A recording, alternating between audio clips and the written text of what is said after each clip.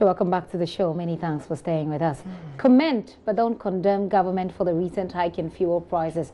That is the response of Energy Minister John Peter Amewu to the uproar that has greeted a 3.5% increment in prices of petroleum products. Government has since come under criticism from civil society groups and the public with suggestions that the special petroleum tax be scrapped. Mr. Amewu, who addressed the news conference earlier today, said consumers would have been paying more but for government's prudent policies. The revenue loss, ladies and gentlemen, to government on the removal of the excise duty and the reductions of the petroleum levy alone between December 2017 and June 2018 amounts to 232 million Ghana cedis. These are benefits that this government have given to Ghanaians. The impact of tax interventions on petroleum pricing. Due to government tax interventions and the current prices of both petrol and diesels are selling currently at 5 cedis, 12 pesos per liter. The prices for the previous window was 4 cedis, 90 pesos per liter for petrol and 4 cedis, 94 pesos for diesel. This represents a change in price from the previous window by 4.49% for petrol and 3.64% for diesel. Without government intervention, as I've stated earlier, prices today would have been 5.54 per liter for petrol and 5.55 per liter for diesel. So what means is that the price we are paying today, if the Mahama-led administration is still in force, you will be paying quite close to between 9 to 10% higher than the current prices that Ghanaians are paying. I think in time we give this government the recognition for caring for the people of this country. Well, the Deputy Energy Minister, Dr. Amin Adam, has also been speaking, but let's hear the response that the minority and for that matter, the former Deputy Energy Minister, John Jinapor, has to say to Mr. Amewu. I have listened to snipers and tidbits of what the minister said, and my firm conclusion is that the minister doesn't understand his job. I think that Mr. Amewu needs some orientation, he needs some privilege, he needs some tutelage, and he ought to understand that sector very well. He says that government is saving money that you ought to have been paying every month. In the power sector, under a take or pay agreement, until you declare availability, that is to say, until the power is installed, commissioned, and ready for consumption. Once you don't get it, then you pay the capacity charges. Most of these PPAs is talking about have elapsed their time. Because if I sign a PPA with you, and I say that I expect you to come in 3 years, and I grant you a take-or-pay agreement, and the 3 years you default, and you are enabled to declare that power available, it goes to say that you have defaulted. And so Mr. Amewu doesn't even understand what he's talking about. Number two, if he claims that we have so much power, that we don't even need extra power, why do you want to double the car power agreement? Why do you want to double the AXA agreement? Why do you want to double the Ameri agreement in terms of the tenure? When you have too much in your room that you can't accommodate, do you double the capacity that you want? It is quite obvious that the minister doesn't understand what he's doing. I think that he ought to be a bit circumspect. He ought to sit down and learn from that. Okay. The petroleum side. But so let's move on to fuel prices also. He raised concerns about, you know, that the minority had raised concerns about the special petroleum tax, asking that it is scrapped entirely. But he says that, but for government intervention, would have been paying more in terms of fuel prices. You agree? Once again, Amewu clearly exhibits his lack of incompetence of that sector. Look, you have superintended over a depreciation of the cedi by about 20%, which has culminated in fuel price increases. Ghanaians are lamenting, Ghanaians are crying, and your excuse is that, but for you, it should have increased more than even what we are witnessing. You are telling us that fuel prices increased because the currency is not doing well under your watch. Instead of you to cushion Ghanaians, you are telling Ghanaians that, look, they should rather praise you. former Deputy Energy Minister John Jinapor there. We'll be having a very interesting discussion on this. But let's hear from the Deputy Energy Minister, Dr. Amin Adam, who is revealing that government is currently reviewing the special petroleum tax together with the Finance Ministry.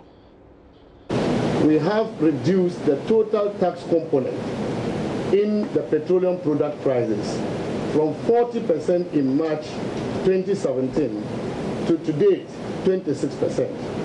That is how a responsible government can generate revenue through taxes on petroleum product prices without injuring the Ghanaian, the welfare of the Ghanaian. And so, as far as the SPT is concerned, the Ministry of Finance, together with the Ministry of Energy, are reviewing it. We already have gone down from 17.5% to 13%. And as the Minister also said, we have converted it from ad valorem to specific tax. What this means is that it is now fixed. So if crude oil prices go up, the component of the SPT will stay the same. It will not go up. And so these are some of the pragmatic measures we have put around the SPT to ensure that its effect is minimized for the Ghanaian. And so as far as scrapping it completely, the Ministry of Finance and the Ministry of Energy are discussing other options. And therefore, when a decision is made eventually, the people of Ghana will know. And I'm wondering what you think. Well, let's talk about it. Kojo Poku is an energy analyst. He's also the CEO of gov't Oil Limited. He joins me in the studio. You're welcome, sir. Hi, good afternoon. Let me start by asking you whether or not you agree with the concerns, or no, with the response by the energy minister that could we actually be paying more? Well, it's tricky. Okay. Now, why it's tricky is that both sides are playing semantics. Okay. What the minister is trying to say is that everybody blames the government, that the government can do something about the tax component. Mm-hmm. It's a deregulated market, so we pay full cost recovery. Demand and supply tells us how much we pay in terms of the pricing. What the minister is explaining is that if you look at from the time MPP took government, the taxes that they have reduced in the price buildup, if those taxes have not been removed to date, we will be paying more than we are paying now. And that's true. Nobody can fault that. Okay? Now, the question of would we be paying as high if we had a stronger cedi is also true.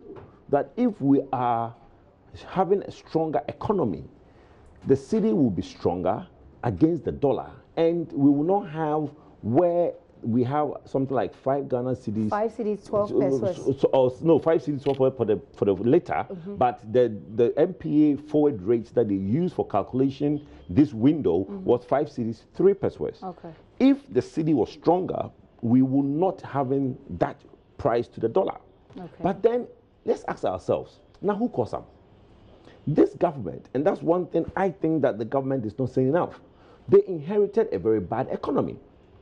Because the government inherited a bad economy, it is doing the best out of a bad situation.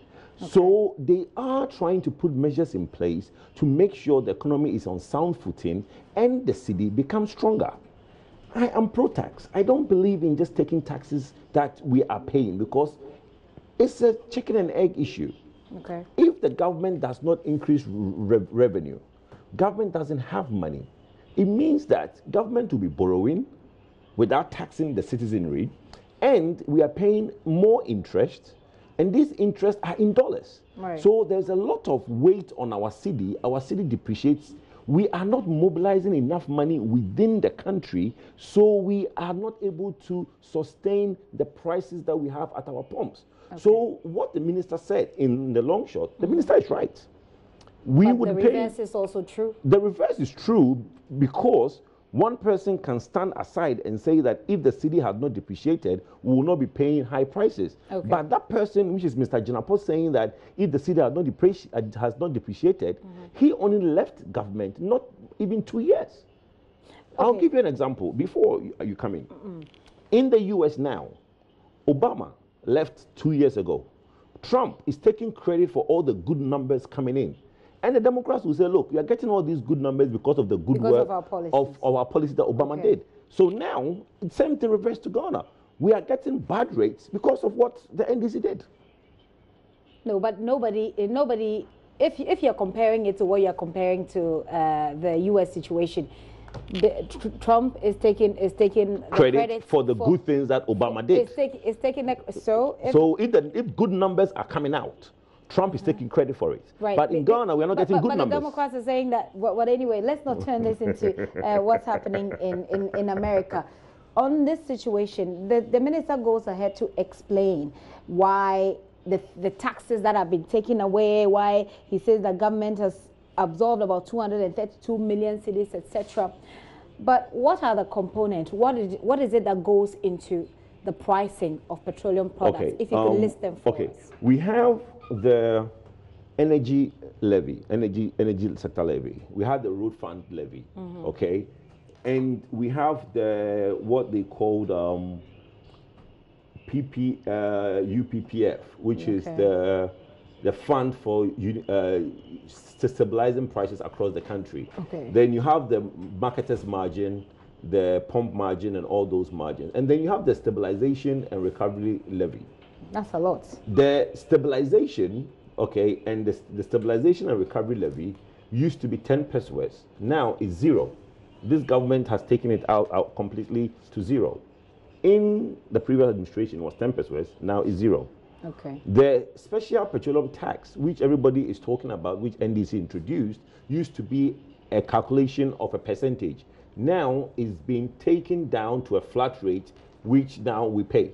I agree 100% with COPEC and all the think tanks that are calling for the scrapping of the special petroleum tax. Okay. But I believe that if government see a window to mop up more revenue, why not? I believe that we need to tax ourselves more. I would prefer government tax us than borrow. Let me come to the response that the minister gives. Prices have gone up, and everywhere when prices go up, people are not happy, especially when it's petroleum products prices going up, because then it gets to affect every other thing. But our salaries have not been adjusted upwards. So the response that the minister gives, I'm wondering about saying, well, this government ought to be given some credit rather than the complaints, etc. I mean, not the exact words he used. I would not be the one to give the government credit. I'm just wondering, because you're a Ghanaian. Yes, you're but that's the point I'm going to make. Do you feel happy about the response that the minister gives about complaints? That is where I'm going to now say. You see, government as a whole, to me, if you ask me to say, is the government as a whole doing well? No, they are not. Can they do better? Yes, they can. Okay. So it's one, because government is the biggest employer. If you want us to give you credit, okay, for saving us some money on otherwise, what I would have seen is that, well, whether you save us money or not, in the long run, our petroleum prices and normal products for that matter is going to go up. So is the ordinary Ghanaian, his salary going to go up? Okay, so if government comes to tell us that, okay, look, there isn't much that we can do. We're going to leave the taxes where it is. But guess what? Since we are the biggest employer, we are going to review salaries and make sure that you get a little increase in relation what inflation is. So you should expect some increase in your salaries. Then that's good news for Ghanaians. But if I'm a Ghanaian and I'm expecting salaries to be paid by government and you being employed by a private person, the minimum wage has not been increased. My salary has not been increased, but you want me to give you credit for work that you campaign to do anyway, I'm not going to give you that credit. Okay. So that is where it stands. But that doesn't take away the fact that what the man is saying is true. Very well. What the response that he gets from the deputy minister, by the way, was that he needs some sort of orientation about the sector that he's in, based on the press conference that he had today and the information he put out there. You understand this terrain. Is the response from the deputy minister? Which are the deputy ministers? John Jinapo. Look, about he said from his honestly, I don't want to get personal when it gets to Jinapo. What Jinapo said, now, and what he's saying that somebody needs orientation. Hold on. If I comment, I'm getting personal. No, here's the question. The question is based on the explanation of the situation we are in, the energy situation we are in, given by the deputy, given by the minister. Yes. Is the minister this is dead on right. Is this statement correct? The minister is dead on right. I'm not, for me to comment on what Mr. Jinapo said about the minister needing orientation, that's politics. Look, they are allowed to do that. So because from the explanation, no, I just want to be sure that... as an energy expert... Okay, so these two people have been there. As an energy expert, right. What the minister said, he's right. He's right. Yes. It's accurate. It's accurate. Those are the things that go into the makeup of the fuel of petroleum prices. Yes. Right. So I don't want to comment on what Mr. Jinapo said, because Mr. Jinapo has his own view as a politician. Commenting on another politician, he has his view. You asked me about my view of what Mr. Amawu said, and I'm saying that Mr. Amawu, what he said, he's 100% right. Very well. Going forward, and my final question, I believe, will be, do you expect the worst to happen in terms of the petroleum prices and where we are? Right now, we're buying 5 cedi 54 pesos per liter for petrol. No, 5 cedis 12 pesos. Oh yeah, he was saying that it could go. It could have been. It could have gone to 5 cedi 54 pesos for petrol and 5 cedi 55 pesos per liter for diesel. Is the worst yet to happen? What do you foresee? We might. We have a 2 weeks window. I am purging this thing to run over by end of October. It's just the world market situation of hurricanes and typhoons that is causing the problem. I think that if we give ourselves up to the end of October, this problem will blow over. The dollar to the cedi is going to come down, because what you're going to have is you're going to have a situation where the cocoa syndication loan is going to come in, and that is going to take the pressure off the cedi, because the central bank will have some reserves to basically shore up to give to all the orders that is coming in for Christmas. So the cedi will be stronger against the dollar. Then the world market price would also come down. So this high price of above 5 Ghana cedis, it might inch up a little bit within this now and October. It might. I'm not saying it will. But after October, it will definitely come down below 4 cedis, as to the 4.8 cedi range. Wow. Yes. Wow.